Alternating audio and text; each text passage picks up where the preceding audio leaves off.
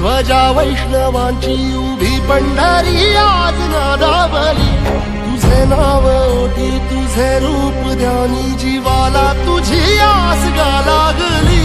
जरी बाप साऱ्या जगाचा परी तू आम्हाले कराची विठू माऊली.